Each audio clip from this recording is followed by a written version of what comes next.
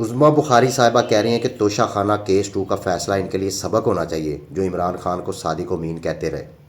और अताउल्लाह तारड़ साहब कह रहे हैं कि तोशा खाना के तहफ़ बेचकर मुनाफा कमाया, बानी पीटीआई की करप्शन साबित हो चुकी है। मैं ना आपको एक बात बताता हूँ। एक था गांव, उसमें 13-14 पार्टियाँ थी, सारी की सारी चोर।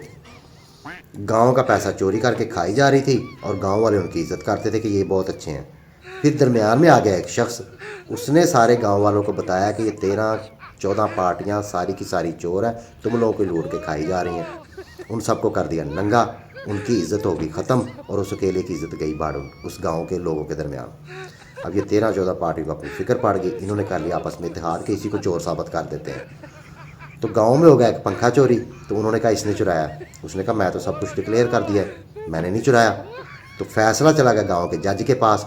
अब जज भी इन 13-14 पार्टियों का था, उसको पता था मुझे इनसे पैसे मिलने हैं, उससे मैं बाहर के मुल्क में जाकर अपनी सुकून से ज़िंदगी गुजारूंगा।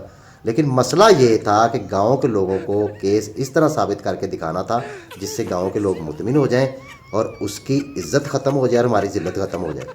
तो जज ने कहा तुम 13-14 पार्टियाँ इसके ख़िलाफ़ जो बयान दे रही हो, कुरान पाक उठा लोगे? तो उन 14 पार्टियों ने कहा हम कुरान पाक उठा लेंगे। कुरान पाक कौन सा पंखे से वजनी है? बंदा पूछे भी झूठा कुरान उठाकर तो हलफ लेकर ये इसके ऊपर बैठे, इनके पास तो वोट ही नहीं था। खैर जज ने ये फैसला सुना के उस की तरफ देखा जिसको सज़ा मज़ीद दे दी गई कि अब वो कितना परेशान होगा, और वो मुस्करा के कह रहा था तोशा खाना 3 भी ले आओ, 4 भी ले आओ, 5 भी ले आओ, मैं डट के खड़ा हूँ इन 14 की 14 पार्टियों के ख़िलाफ़। और उसका नाम है लीडर इमरान अहमद ख़ान न्याज़ी। और मैं आज भी हल्फन कहता हूँ वो सादिक अमीन है, इसलिए तुम 14 की 14 पार्टियों को नथ डाल के बैठा है।